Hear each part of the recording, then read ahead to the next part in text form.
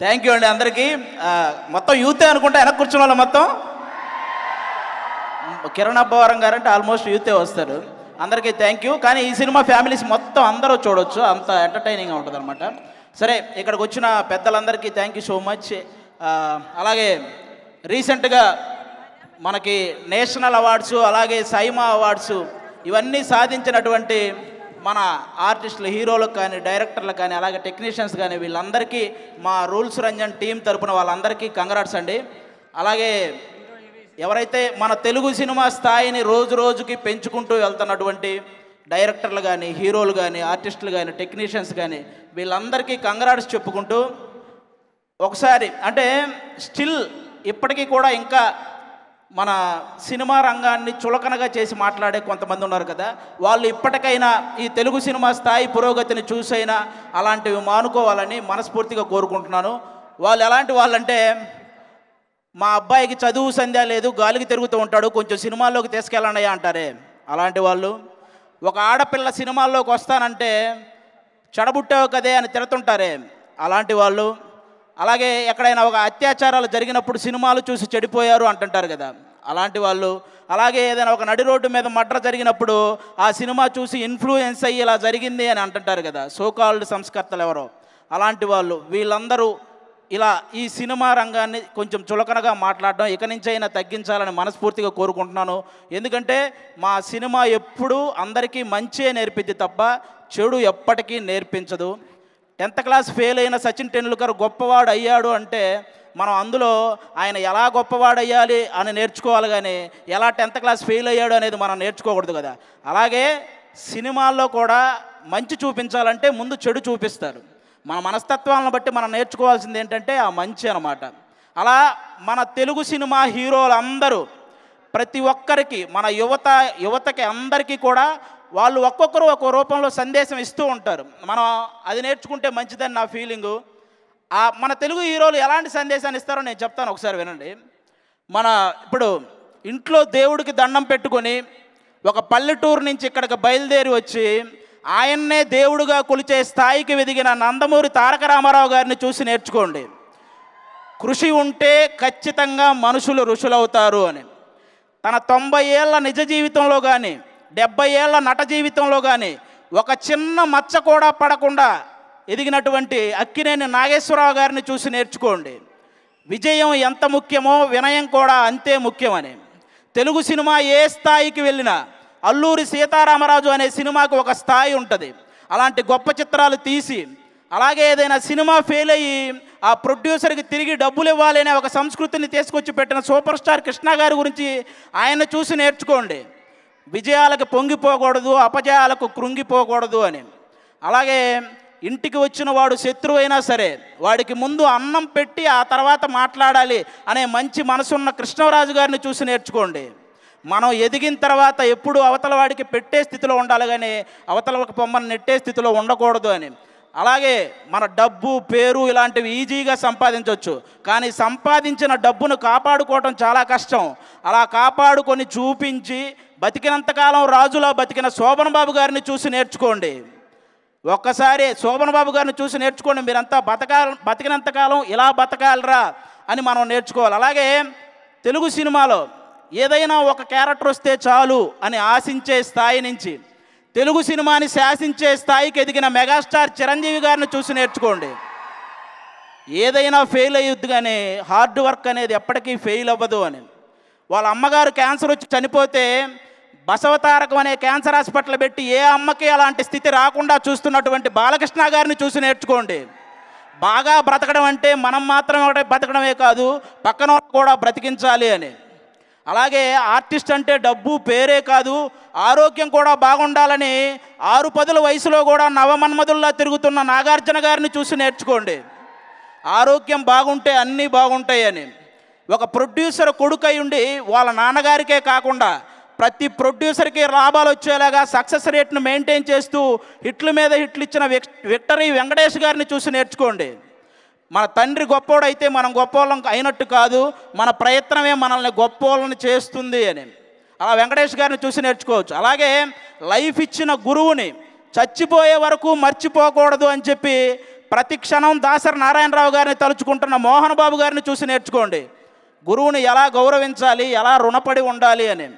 అలాగే అభిమానుల గుండెల్లో ప్రేమను సంపాదించి ఎంతోమంది చిన్నపిల్లల గుండెలను కాపాడుతున్న సూపర్ స్టార్ మహేష్ బాబు గారిని చూసి నేర్చుకోండి.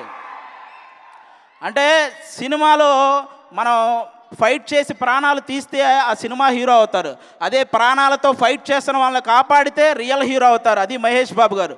సితారా అనే ఒక చిన్న పాప తన పుట్టినరోజుకి అనాథాశ్రమాలకు వెళ్ళి 50 మంది అనాథ ఆడపిల్లలకు సైకిళ్ళు పంచిందంటే ఆ తండ్రి మహేష్ బాబు గారి పెంపకాన్ని చూసి నేర్చుకోండి మన పిల్లల్ని ఏ మార్గంలో నడిపించాలి అని. అలాగే ప్రపంచం గర్వించదగ్గ స్థాయికి వెళ్ళిన ఆర్టిస్ట్ మన ప్రభాస్ గారు. ఆయన ఇప్పటికీ తనతో ఫస్ట్ డైరెక్ట్ చేసిన వాళ్ళని అప్పుడు ఎలా ఉన్నారో ఇప్పటికే అలాగే ఉన్నారు. అలాంటి ప్రభాస్ గారిని చూసి నేర్చుకోండి ఎంత ఎదిగినా ఒదిగి ఎలా ఉండాలి అని.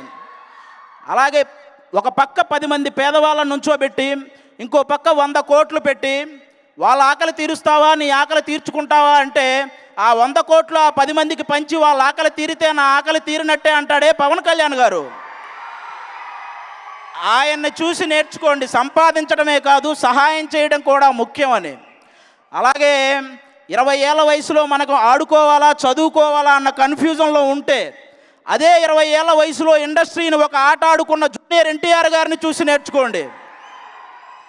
ఎంచుకున్న రంగంలో ఎలా దూసుకెళ్ళాలి అని. అలాగే మనం ఒకప్పుడు పాత చరిత్ర చూస్తే తండ్రి మాస్టర్గా ఉండి బుద్ధులు నేర్పిస్తే కొడుకు సిగరెట్ కాలుస్తూ ఉంటాడు.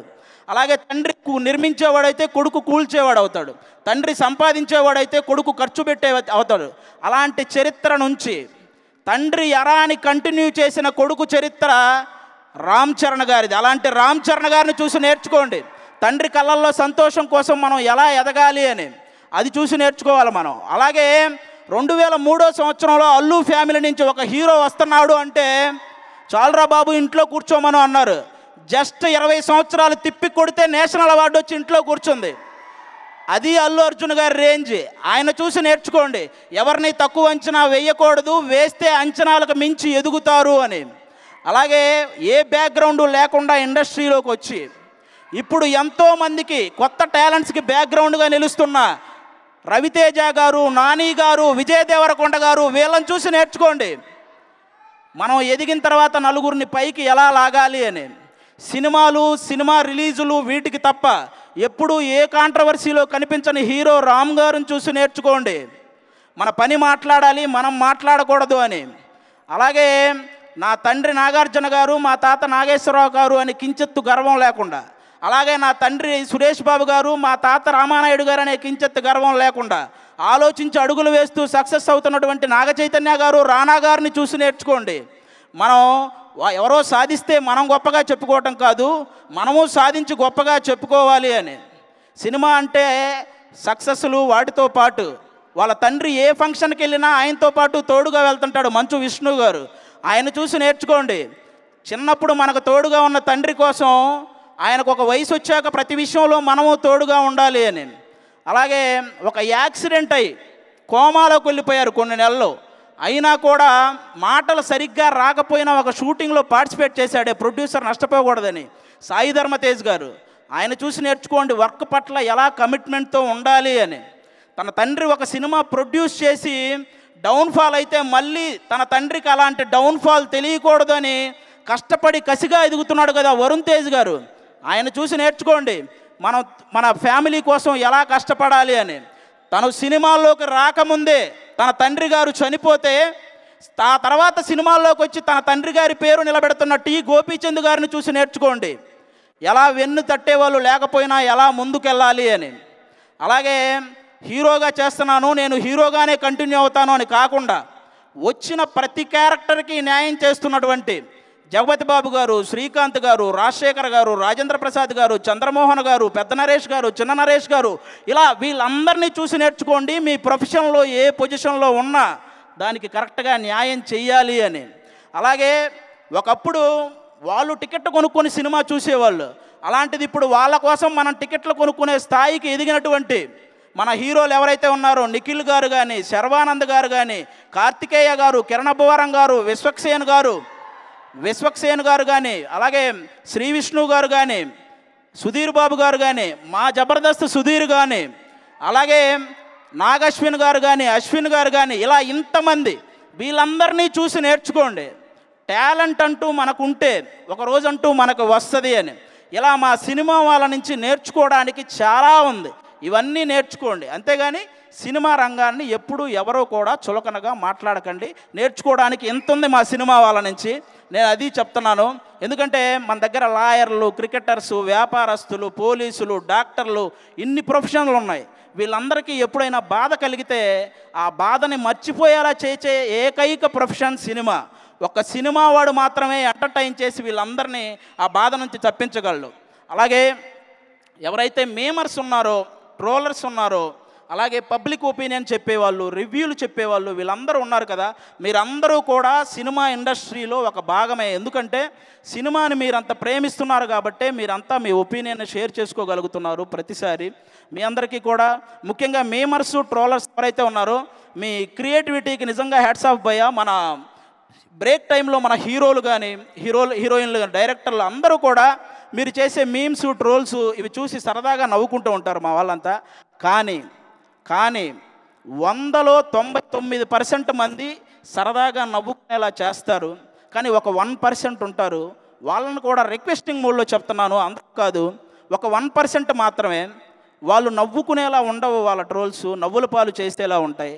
అలాంటివి చేయకండి అని వాళ్ళని రిక్వెస్టింగ్ మోడ్లో కోరుకుంటున్నాం. ఎందుకంటే మీరు కూడా అలాంటిది క్రియేట్ చేయటం కష్టమే, కానీ కొంతమంది ఇబ్బంది పడుతున్నారు. నాలాంటి వాడిని ట్రోల్ చేశారనుకో నో ప్రాబ్లం. ఎందుకంటే మా అమ్మ నాన్న మా అబ్బాయిని ఏమన్నారు అని చెప్పి యూట్యూబ్లోకి వెళ్ళి చూసేంత చదువు వాళ్ళకి లేదు, కాబట్టి నాలాంటి వాడికి ప్రాబ్లం లేదు. కానీ సపోజ్ కిరణ్ అబ్బవరం అనే ఒక హీరో రాయలసీమ నుంచి ఒక కుర్రాడు మనందరి మధ్యలో నుంచే వచ్చాడు కదా, అతని కష్టంతోనో దానికి తోడు అదృష్టం కలిసి వచ్చో సినిమా తర్వాత సినిమా చేసుకుంటూ వస్తున్నాడు. అతన్ని మనం అంతగా టార్గెట్ చేసి ట్రోల్ చేయాల్సిన అవసరం లేదనేది నా ఫీలింగ్. ప్లీజ్, ఎందుకంటే ఒక సినిమా ఆడొచ్చు, ఇంకో సినిమా ఆడకపోవచ్చు, కానీ వాళ్ళు పెట్టే ఎఫర్ట్ను మనం గౌరవించాలని మనస్ఫూర్తిగా కోరుకుంటున్నాను. ముఖ్యంగా 99% జెన్యూన్ ఉన్నారో, ఆ 1% ఎవరైతే ఉన్నారో వాళ్ళకు మాత్రమే చెప్తున్నాను. ఇంకా మా రూల్స్ రంజన్ చాలా ఎంటర్టైనింగ్గా ఉంటుంది మూవీ. ఇందులో మ్యాక్సిమం కమెడియన్స్ అంతా ఉన్నారు. మన వైవా హర్ష కానీ, వెన్నెల కిషోర్ అన్న కానీ, అలాగే నెల్లూరు సుదర్శన్ కానీ, నేను కానీ, ఫస్ట్ హాఫ్ సెకండ్ హాఫ్ చాలా ఎంటర్టైనింగ్గా ఉంటుంది. సమ్మోహనుడు సాంగ్ ఎంతమంది అయితే చూశారో వాళ్ళందరూ థియేటర్కి వచ్చి చూస్తే చాలు, షూర్ షాట్ మా సినిమా పెద్ద హిట్ అయినట్టే. కాబట్టి సమ్మోహనుడు సాంగ్ చూసిన వాళ్ళందరూ మా సినిమాకి వచ్చి చూడాలని మనస్ఫూర్తిగా కోరుకుంటున్నాను. అలాగే మ్యూజిక్ డైరెక్టర్ ఫస్ట్ సినిమాతోనే చాలా సక్సెస్ సాధించారు సార్, థ్యాంక్ యూ సార్. ఇలాంటి మ్యూజిక్ అందించి ఆల్మోస్ట్ ఫస్ట్ సినిమాకి ఒక పెద్ద ప్రమోషను సాంగ్సే ఆల్రెడీ అయిపోయింది. కాబట్టి ఎంటర్టైన్మెంట్ కూడా ఉంది, కాబట్టి అందరూ వచ్చి సినిమా చూడాలి. ముఖ్యంగా మా డైరెక్టర్ రత్నకృష్ణ గారు, ఆయన ఎవరంటే మన 7G బృందావన కాలనీ హీరో వాళ్ళ బ్రదరే. ఆయన చాలా మంచి టాలెంటెడ్, ఆయన డైరెక్షన్ చాలా బాగా నచ్చింది మా అందరికీ. చాలా ఎంజాయ్ చేసాం సినిమాలో ప్రతి సీను చేస్తున్నప్పుడు. వాళ్ళిద్దరూ ఎవరో కాదు, ఆ 7G బృందావన గారిని ఆ హీరో కానీ, అలాగే రత్నకృష్ణ గారు కానీ, మన ఏం రత్నం గారు అబ్బాయిలు. ఏం రత్నం గారు అంటే ఒక పెద్ద, అంటే ఏం రత్నం ప్రజెంట్స్ అని అక్కడ ఉంది కదా, అది చాలు, అందులో మేము వర్క్ చేసాము, ఆ అదృష్టం చాలు మా ఆర్టిస్టులందరికీ. ఆయన అంత పెద్ద, అంటే భారతీయుడు, ఒకే ఒక్కడు. అటుపక్క విజయ్ గారికి, అజిత్ గారికి, ఇక్కడ పవన్ కళ్యాణ్ గారు, ఇలాంటి వాళ్ళతో పెద్ద హిట్లు తీసినటువంటి ప్రొడ్యూసర్ ఆయన ప్రజెంట్స్లో మేము వర్క్ చేయటం నిజంగా మా అదృష్టం. అలాగే స్టార్లైట్ ఎంటర్టైన్మెంట్ ప్రొడ్యూసర్స్ ఎవరైతే ఉన్నారో వాళ్ళకు కూడా థ్యాంక్ యూ సార్. చాలా కంఫర్ట్గా వర్క్ చేసాం మేమందరం మీ ప్రొడక్షన్లో. అందరికీ థ్యాంక్ యూ సో మచ్. ఈ సినిమా October 6th వస్తుంది, అందరూ చూసి ఎంజాయ్ చేయాలని మనస్ఫూర్తిగా కోరుకుంటున్నాను. ఆ రోజు మా సినిమాతో పాటు మ్యాడ్ అని ఒక సినిమా వస్తుంది, అది ఫుల్ ఎంటర్టైన్మెంట్ ఉంటుంది. అలాగే దాంతోపాటు మంత్ ఆఫ్ మధు అని ఒక సినిమా వస్తుంది, మాయా మచ్చింద్ర అని వస్తుంది. ఒక వారంలో అన్ని సినిమాలు ఆడితే చూడాలని నాకు ఆశగా ఉంది. అలా ఆడాలని నేను మనస్ఫూర్తిగా కోరుకుంటున్నాను. Thank you so much. Thank you.